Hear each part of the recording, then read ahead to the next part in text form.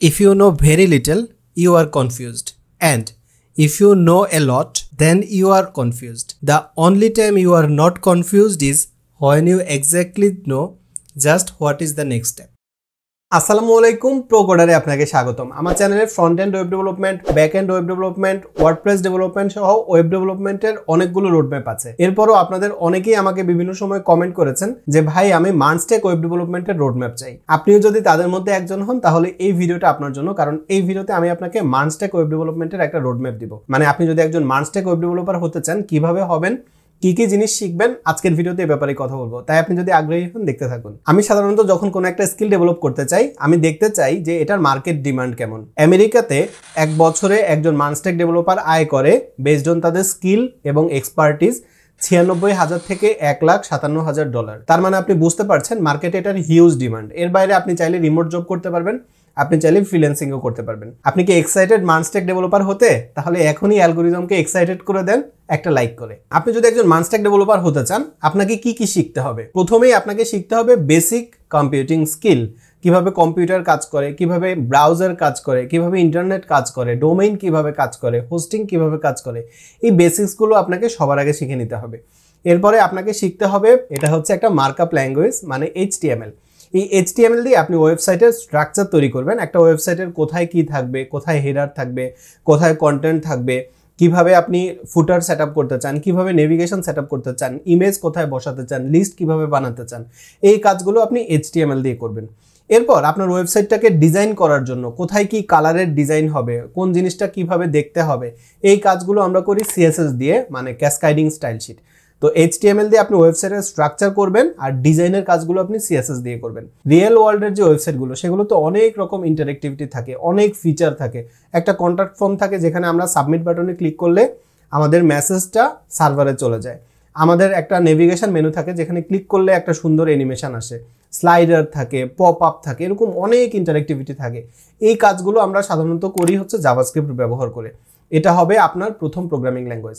তো আপনি যেহেতু মানস্টেক ডেভেলপার হতে চান আপনি সামনে প্রচুর জাভাস্ক্রিপ্টের কাজ দেখবেন, যে কারণে আপনাকে জাভাস্ক্রিপ্টটা খুব ভালো করে শিখতে হবে।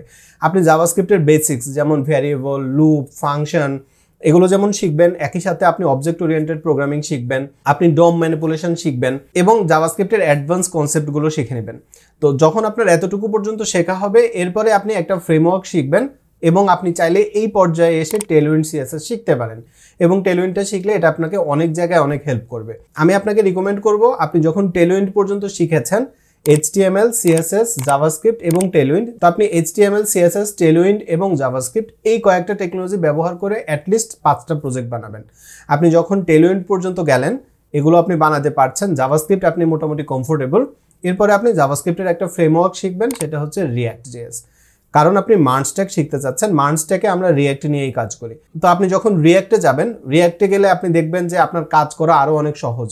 জাভাস্ক্রিপ্টে অনেক মজার কাজ আমরা হচ্ছে যে অল্প সময় করতে পারি React.js ব্যবহার করার মাধ্যমে। তো আপনি যখন React.jsটা শিখে ফেললেন এরপরে আমি আপনাকে রিকমেন্ড করবো আপনি গিট এবং গিটহাব শিখবেন। এটা হচ্ছে ভার্সন কন্ট্রোল, গিটটা হচ্ছে ভার্সন কন্ট্রোল। এটা দিয়ে কি হয়, সাধারণত আপনি যখন কোনো একটা জায়গায় চাকরি করবেন, জব করবেন বা আপনি নিজেই বড় কোনো প্রজেক্টে কাজ করবেন, দেখা যাবে যে একটা প্রজেক্টে আপনি একাই কাজ করছেন না, একটা টিম কাজ করছে। তো সেখানে কে কোথায় কি আপডেট করলো, কি মডিফাই করলো, এই ফিচারগুলো খুব সহজে কন্ট্রোল করা যায় হচ্ছে গিটের মাধ্যমে।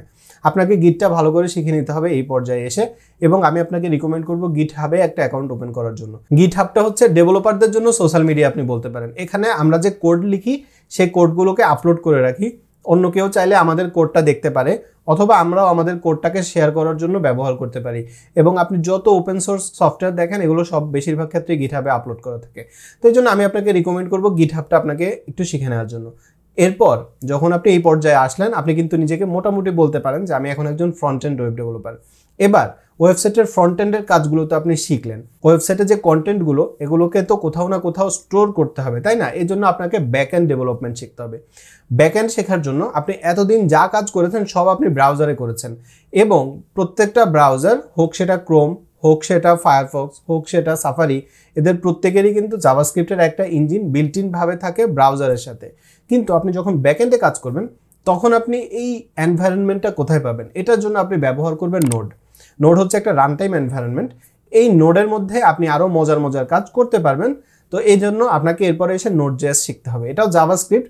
আপনি যখন Node.js এ কোড করবেন বা Node.js শিখবেন, আপনার মনে হবে আমি জাভাস্ক্রিপ্টই লিখছি, কারণ এটা জাভাস্ক্রিপ্টেরই একটা রান টাইম এনভায়রনমেন্ট। আপনি যখন Node.js-টা শিখে নিলেন, এরপরে আপনাকে শিখতে হবে Express.js। এক্সপ্রেস দিয়ে আমরা ব্যাকএন্ডের কাজগুলো করি। তো এক্সপ্রেস শিখে নিলেন, এরপরে আপনাকে ডাটাবেস ম্যানেজমেন্টের জন্য শিখতে হবে MongoDB এবং আপনাকে কিছু এপিআই ম্যানেজমেন্ট শিখতে হবে।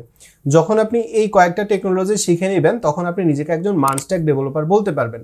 এবং আপনি এখন দেখেন, ফ্রন্ট এন্ডে আপনি কাজ করেছেন কি নিয়ে? রিঅ্যাক্ট নিয়ে। ব্যাক এন্ডে আপনি কাজ করছেন কি নিয়ে? নোড, এক্সপ্রেস, মঙ্গো নিয়ে। তো এই যখন আপনি এই স্ট্যাক নিয়ে কাজ করবেন, তখন আপনি নিজেকে বলতে পারবেন যে আমি একজন মানস্ট্যাক ওয়েব ডেভেলপার। এখন আপনি যদি বলেন যে ভাই আমি যদি একজন মানস্ট্যাক ওয়েব ডেভেলপার হতে চাই, আমার কত সময় লাগবে? এটা ডেফিনেটলি আপনার কোয়ালিটির উপর নির্ভর করবে। মানে আপনি কিভাবে কাজ শেখেন, আপনার শেখার অ্যাবিলিটি কেমন, আপনি কোনো একটা জিনিস শেখার পরে কত সহজে বুঝতে পারেন, আপনার শিখতে কত সময় লাগে, এগুলোর উপর ডিপেন্ড করে। তবে আমি যদি রাফলি বলি, তাহলে মোটামুটি আপনি যদি ডেইলি 5 থেকে 6 ঘন্টা সময় ব্যয় করেন, আপনার মোটামুটি 1 থেকে 1.5 বছর সময় লাগবে আপনাকে একজন বেসিক মানস্ট্যাক ডেভেলপার হতে বা জুনিয়র ডেভেলপার হতে। এরপর আপনি যত বেশি কোড লিখবেন, যত বেশি প্রজেক্ট বানাবেন, আপনার কোয়ালিটি তত ইমপ্রুভ হবে। আমি আপনাকে রিকমেন্ড করব, আপনি যখন পুরো মানস্ট্যাকটা কমপ্লিট করবেন শেখা, এরপরে আপনি বিভিন্ন প্রজেক্ট বানানো শুরু করবেন। আপনি যত প্রজেক্ট বানাবেন, আপনি তত নতুন নতুন জিনিস শিখবেন এবং তত ভালো ডেভেলপার হতে পারবেন। আপনি যত প্রজেক্ট বানাবেন, আপনার কোড তত অপটিমাইজড হবে, আপনার কোড তত সুন্দর হবে, আপনি তত ভালো কোড করতে পারবেন। এই কারণে আমি আপনাকে রিকমেন্ড করব, আপনি হচ্ছে প্রজেক্ট বেশি বেশি করে বানাবেন। এখন আপনার শেখার প্রসেসটা কেমন, এটার উপর আসলে টাইমটা ডিপেন্ড করবে। কিন্তু আপনি যদি আমার মতো হন, আমি আপনাকে রিকমেন্ড করব আপনি ইউটিউব সার্চ করে করে বিভিন্ন কন্টেন্ট দেখে দেখে শিখতে পারেন। সেক্ষেত্রে আপনি বিভিন্নভাবে স্ক্যাটার্ড হতে পারেন। আপনি চাইলে কোনো লাইভ কোর্সে জয়েন করতে পারেন। বাংলাদেশে এখন প্রচুর লাইভ কোর্স আছে। আপনি এসব কোর্সে জয়েন করলে তারা আপনাকে সুন্দর করে প্রত্যেকটা টপিক একদম স্ট্রাকচার্ড শেখাবে।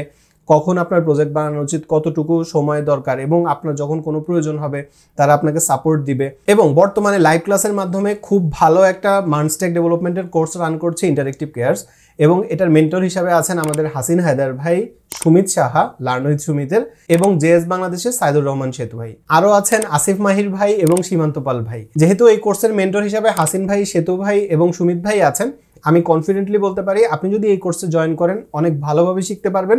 কারণ এখানে রেকর্ডেড ক্লাসের সাথে সাথে 70টারও বেশি লাইভ ক্লাস আছে, সাপোর্ট আছে। তাই আপনি যদি একজন মানস্ট্যাক ডেভেলপার হতে চান, আমি আপনাকে হাইলি রিকমেন্ড করতে পারি এই কোর্সটা। আপনি যদি এই কোর্সের ব্যাপারে ইন্টারেস্টেড হন, তাহলে অবশ্যই কুপন কোড হিসেবে ProCoderBD 30 ব্যবহার করবেন, তাহলে আপনি 30% ডিসকাউন্ট পেয়ে যাবেন। কোর্স সম্পর্কে বিস্তারিত জানতে পারবেন ভিডিও ডেসক্রিপশন থেকে। ভিডিও শেষ করার আগে আমি যদি একটা সাম আপ করি, আপনি যদি মানস্ট্যাক ডেভেলপার হতে চান, তাহলে সবার আগে আপনাকে বেসিক কম্পিউটিং কিভাবে কাজ করে এটা জানতে হবে।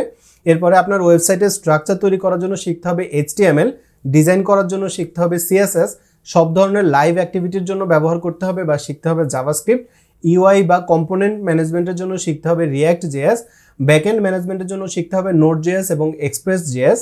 এর বাইরে ডাটাবেস মেইনটেনেন্সের জন্য শিখতে হবে MongoDB। এর বাইরে বিভিন্ন ধরনের API ম্যানেজমেন্টও আপনাকে শিখতে হবে।